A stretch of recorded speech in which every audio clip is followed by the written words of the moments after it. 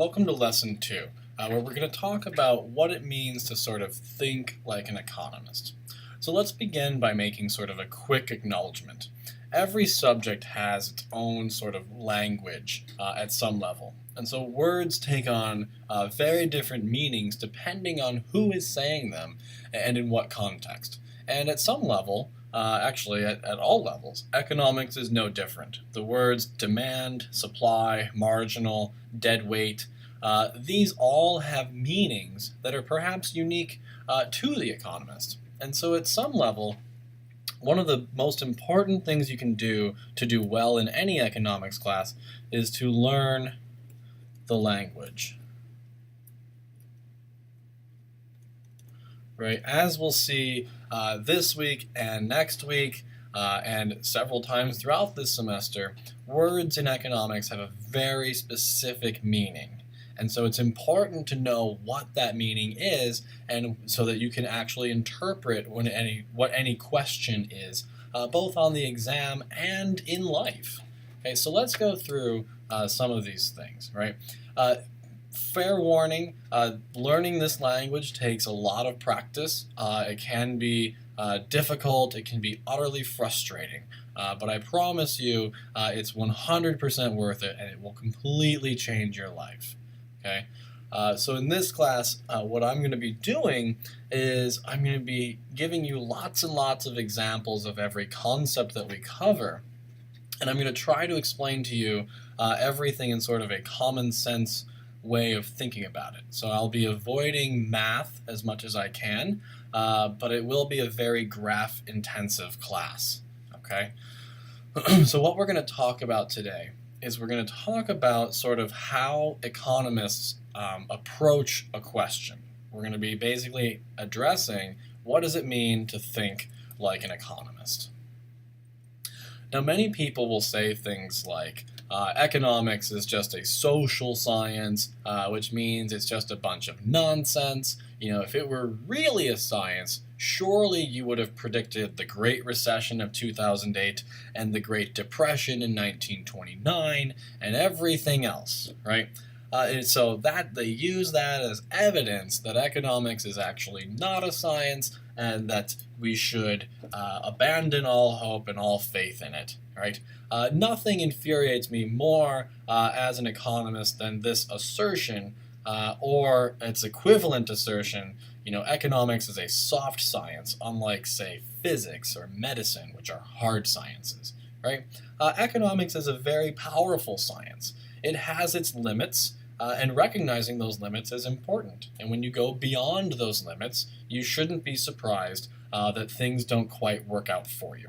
Okay, and in truth, personally, I believe that economics is actually the hardest of all sciences. But that's a question for another day, in another class, or perhaps even just a graduate level stuff. But the point here is that economics is a science. It's not just a social science. It is an actual, real-life science that does all the things that we want science to do.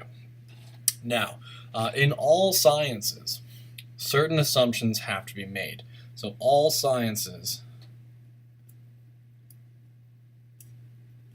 make assumptions. Okay? For example, if you ask a physicist how long it will take a bowling ball to hit the ground, they're likely going to assume that the ball is falling in a vacuum and go from there. Now, obviously, the world is not a vacuum. If the world were a vacuum, then you and I wouldn't be able to talk, much less breathe, right? And so, obviously, the world is not a vacuum, but this assumption does a couple of things. First, it makes things easier, or makes the analysis easier. Okay? And by this, what I mean is that if we were to not assume a vacuum, right, the sheer calculation involved in predicting how long it will take a bowling ball to hit the ground would be absurd. We'd have to take into account the positions of every single person on the planet and all the convection currents going on through the world and everything. The calculation alone would be hundreds, if not millions, of pages long. And its accuracy wouldn't be that much greater than if we just assumed a vacuum. And so that's sort of the second role of assumptions, is that they do not affect the final outcome in a meaningful way. Okay? And so the key is to make sure that whenever we make assumptions, they are making the analysis easier, but not affecting the final outcome. Okay? So let's do some examples. But basically, it's all about understanding what assumptions are appropriate for what setting. Okay? So let's do a couple examples.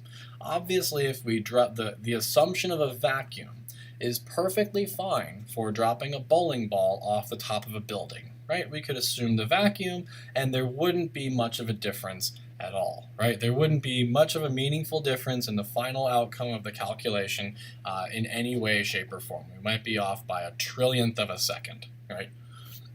But what if we dropped a feather and saw that it actually floated up over our heads, okay? And so in that world, the assumption of a vacuum would be patently absurd, right? But maybe we've explained, why birds can fly, right? Maybe the lesson from that experiment would be that gravity doesn't affect feathers, and so since birds are covered in feathers, that's what allows them to fly through the air, right? And so maybe that assumption isn't the worst thing in the world, right? But as we would learn, and as each of you know, right, gravity does affect feathers, right, just like it affects everything else. And so what we would need to do is do further experiments to see if there was perhaps some other factor that was driving our results. So what we could do is actually put a feather in a vacuum and drop it and see what happened. And if we did, we would notice that the feather fell just like the bowling ball. Okay?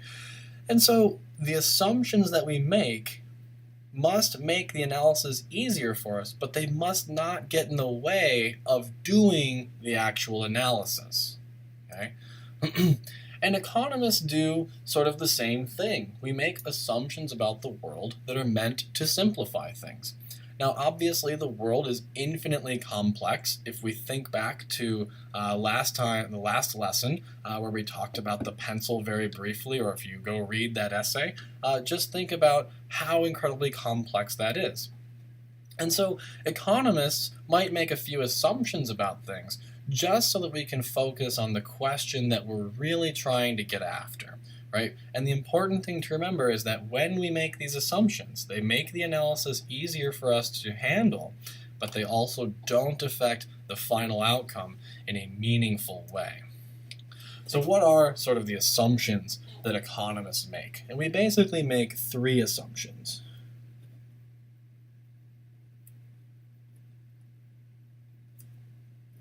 The first one is that people are self-interested.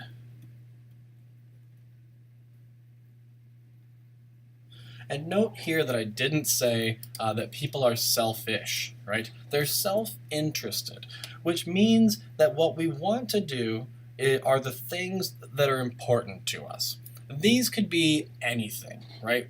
Obviously, I go to the grocery store and I purchase my own groceries, and I don't buy the groceries for the person behind me. Right? It's not in my self-interest to buy them groceries, right?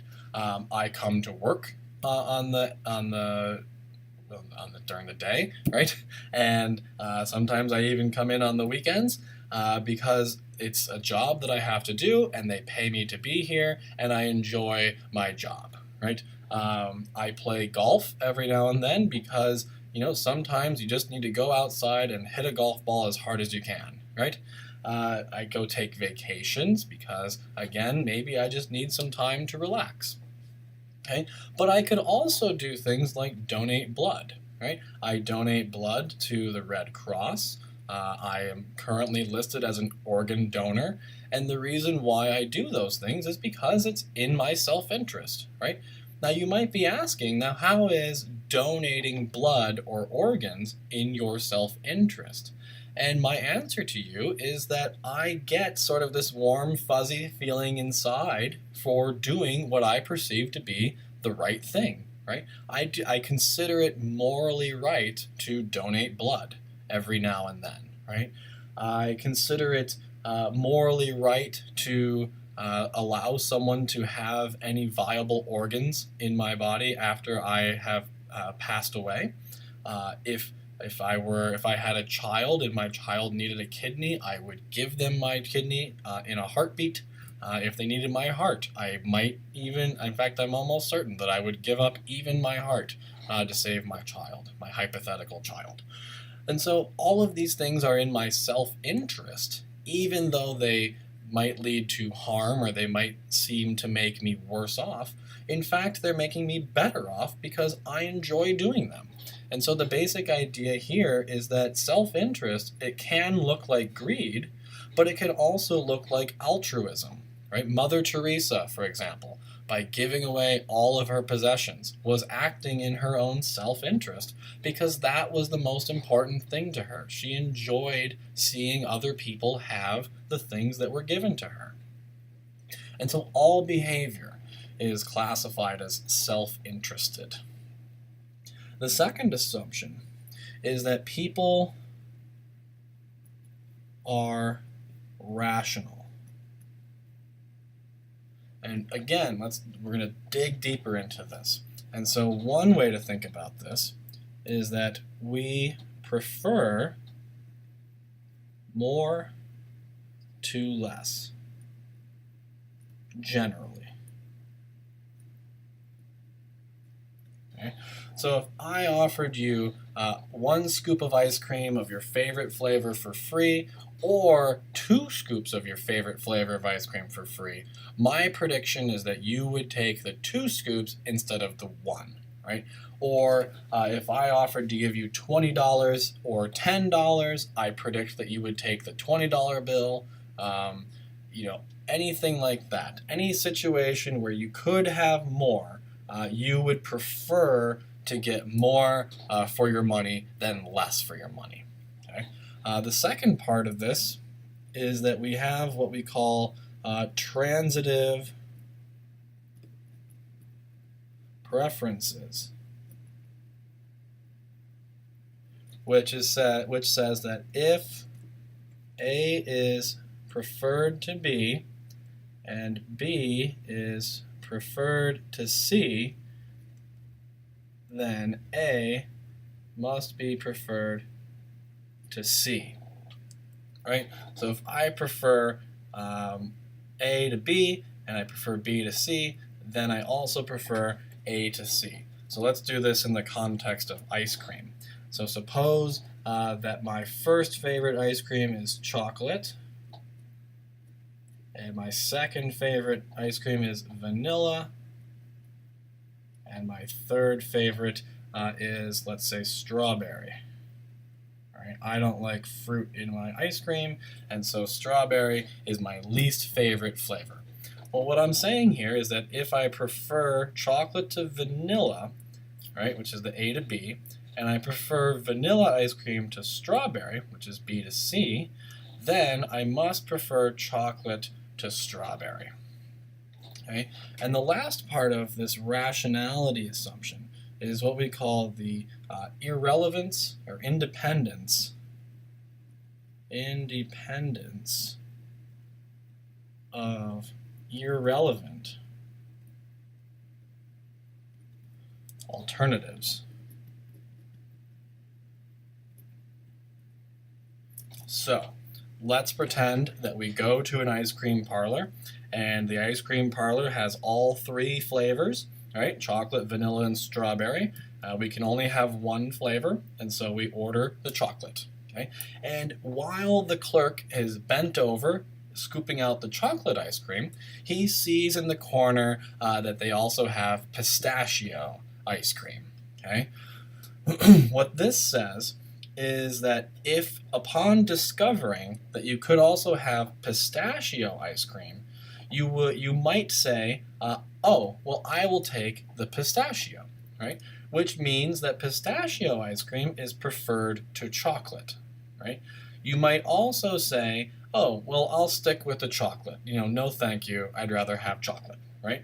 Which means that pistachio ice cream falls somewhere below chocolate, but we don't know anything about where it is between vanilla and strawberry, right? Pistachio might be here, it might be here, and it might be here. But one thing you would never do is say, oh, well, in that case, I'll have vanilla ice cream, right? You would never switch to vanilla ice cream upon learning that you could have had pistachio ice cream, right? That doesn't seem to make sense, and I'm willing to bet that some of you just snickered at that, right? But the thing is, lots of people see behavior that looks like that, and they assume that that's what actually happened, right? They assume that people were confronted with a new choice, and so they chose their second best alternative, right?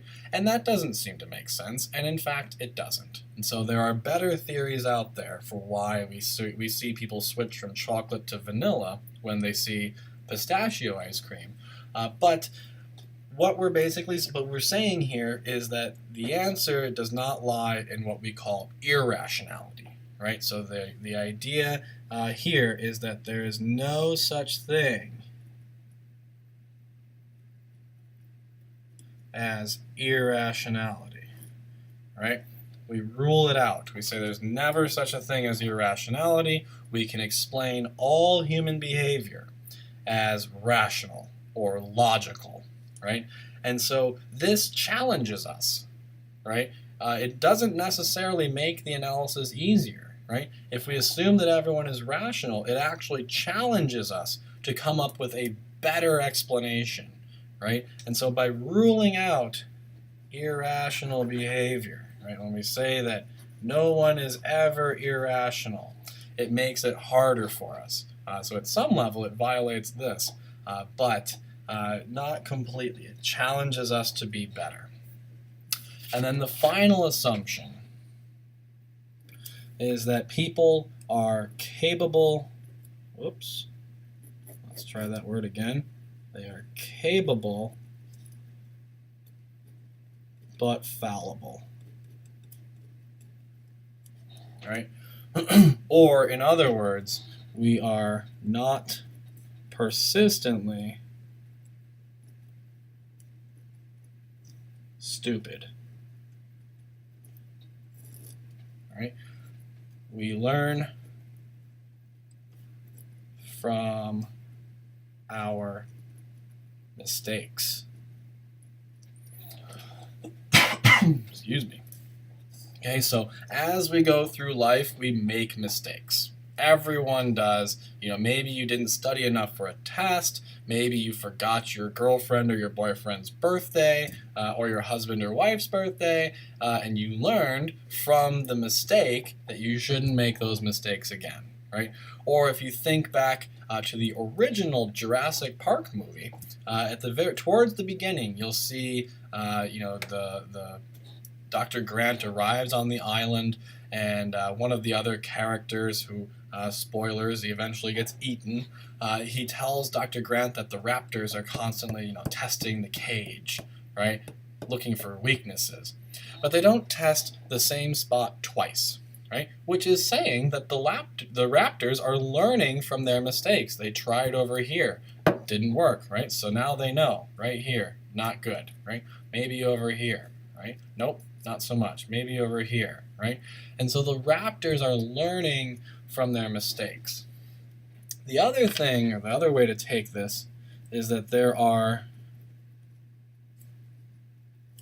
no systematic mistakes. Okay? So individual people might make mistakes, but there are no system-wide mistakes.